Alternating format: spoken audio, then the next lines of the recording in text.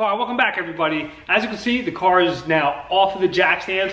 We are going to take the car for a ride today. We are going to listen to the exhaust outside the car and inside the car. I have been driving the car for the last week. It's been running really good and it sounds really good. I am happy with the way it turned out. I was a little afraid at first. You just don't know how it's going to be. If it's going to be too like droning inside the car, but it's not. It's relatively somewhat quiet inside the car, which is nice, you know, under normal acceleration.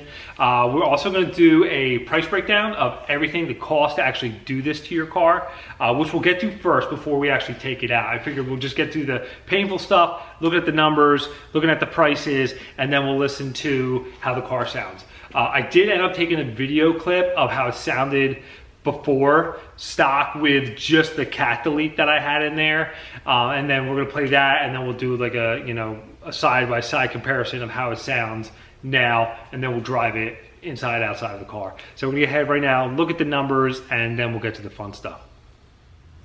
Okay, so this is what we're gonna start with. The headers I got were the non-coated headers. I bought those mainly because I couldn't get the ones I wanted. I originally wanted just to buy the ceramic coated ones. They were like 2 or 3 months before they were even available, if they were, due to the times nowadays. You just never know what you can get, what you can't. So the plan was, if you're just tuning in, was to get them, do like a DIY ceramic coat and see if that holds up. So that was the whole approach, me not being able to get the headers I wanted, so I just got the ones that come with like the temporary black paint on them. They are Hedman headers, and they run for $250. I bought them off of Summit Racing, but they have the same ones on Jags or whatever vendor you want to deal with. Then I bought a 2.5-inch dual exhaust kit, and that kit comes with 4 straights, 4 U's, 4 45s, and 4 90s. It's pretty much that you can make your own. I welded mine, but you can use clamps if you don't have a welder or access to a welder, which would work perfectly fine. That kit I got from Speedway Motors, and that was $164. They sell them on Amazon. Pretty much any of those sites will have that. The next thing would be the 2 clamps that I used. There's 3 sections in my exhaust, from the headers back to the muffler pipes, and there's 2 clamps that hold each muffler pipe on. They're stainless steel, got them off of Amazon. They run $17 for both of those. I had to get an O2 sensor bung, which I welded in. That was $13. You can get those on Amazon as well, or any site, Summit, Jags, whatever. The thing that I used to coat the headers was a company called VHT. They make a specific 2000 degree flame proof primer and paint for the headers specifically. Saw a video online, I said let's try that. It'll be cool to check out, see if it works, which we'll get to too at the end of this video. We'll look at the headers and see if that paint held up. The next thing was the heat paint that I used for the rest of the exhaust. I didn't prime it, I scuffed it, cleaned it, and I got like a heat paint for up to 1200 degrees. I think I even bought it from Home Depot. It was like $13 a can. I've used it before actually on my cat delete pipe, the same process. And I ran this on the car for a while. There's no scratches, no nicks, no flaking. So I said, for the rest of the exhaust, let me just try that, see how that holds up too. So $26 for that. All together with everything, right, is $583.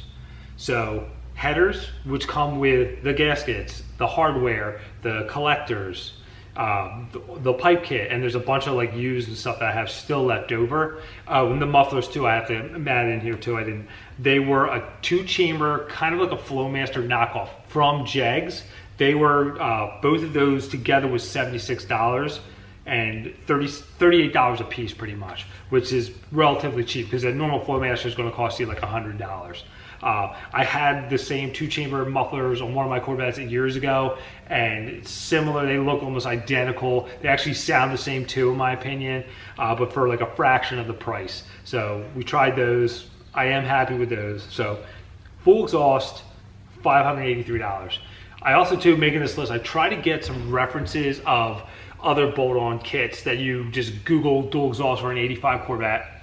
A lot of them are like cat back muffler kits, and they're stainless and they have a different variety, which is cool, but they're all like 1300, 2000. I mean, it all depends on what kind of caliber of build you're going to do or what you want to do.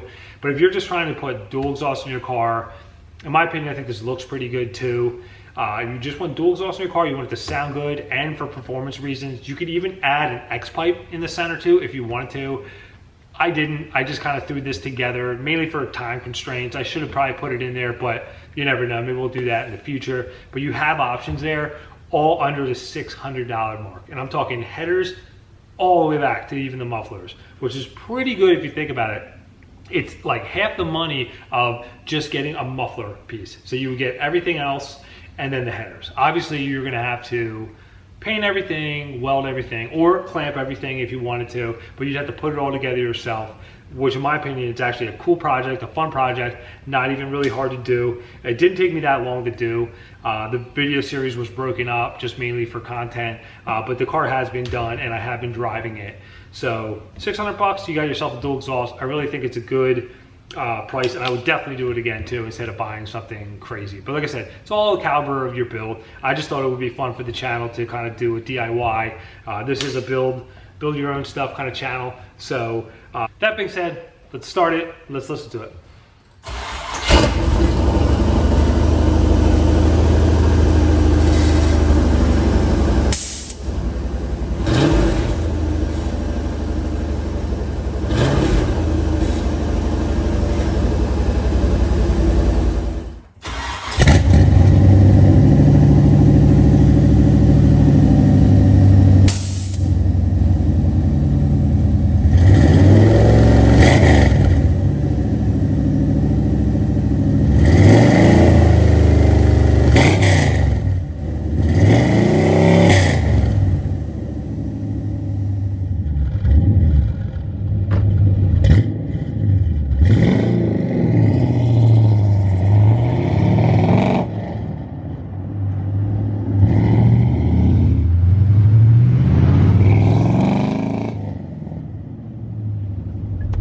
So this will be inside the car with the windows up.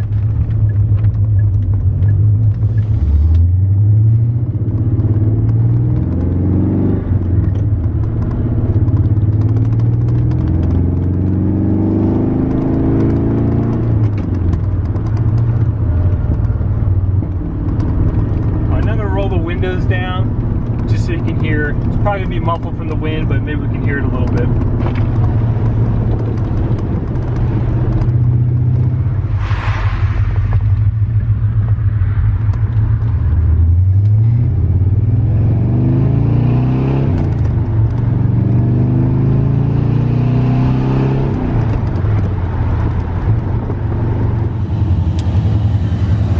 So that actually sounds pretty good. I don't know if you can hear it that well in the car or anything, but I know my drive-by is probably sounding pretty good. So I'm happy with it either way. So I'll just pop out real quick, do a quick look underneath the car at ride height just to show you clearance with it on the ground and where the headers sit. All right, so I'm kind of hanging underneath the car here. So here's the floor and there's where the headers are. So they're almost like even with the floor, like I was talking about in the last video. So the last question is, did the paint on the headers hold up? No, it didn't. It all flaked off. Yeah, it was pretty much my fault. I did something stupid and I definitely know better. I mean, I grew up doing paint and body work, and I made kind of a little bit of a rookie mistake. More I was in a rush and I pretty much was just like, oh, whatever, you know. So I ended up sanding the paint and I should have removed it down to bare metal. It's definitely stupid because the thing is this, the original paint that's on there will burn off. If you have something on top of something that's gonna burn off, it's just gonna take that with it. I mean, it's pretty much common sense. Yes, it wasn't probably the brightest move for me, but unfortunately, projects are laid out around here and I'm trying to knock things out as fast as possible. So at least I learned the hard way so you don't have to do it. So if you do this, strip it down to bare metal, however you gotta do it, sand them up really good. We are gonna do that though. Since I have to take the exhaust out for the 6-speed swap, I am gonna pop them back off, strip them down, sand them even better, so everything's completely bare metal, and then I'm gonna try it one more time, put it back on the car, and then we'll give it like a more of an accurate review of the product. I'm not gonna say it was them by any means. It definitely was me. I'm not gonna say I'm perfect, but you know, shit happens and I'm in a rush and you know, I'll do it again, whatever. But let's just look how horrible these look so you don't have to do the same thing I did. So there you go. So I baked them on, like the can said. You run it for 10 minutes, let it sit, run it for 20 minutes, let it sit. Then you take it for a drive, which I did when I came back. They look like this. And I'll give you a peek on the other side.